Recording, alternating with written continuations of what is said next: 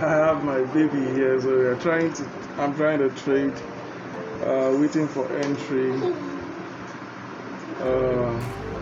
Daddy. Okay, and I'm trading with Daddy. $300. $300 is 150,000 naira. Meanwhile, I have my daughter here who can be very disturbing. What? And our trade has pulled through. Say hello. Say hello. Okay, so we just made $33 with one single trade. Okay, I've done one before now where I made $20, but it was with 200. I'm not gonna be able to do a recording for next week, so that's why I'm doing the recording now.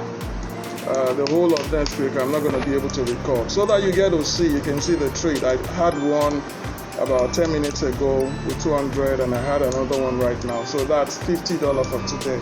That's because I needed to get money for tomorrow. So I'm not gonna be able to record anything for next week. So guys, it's simple, it's easy. It's just with simple strategy, simple signal stuff.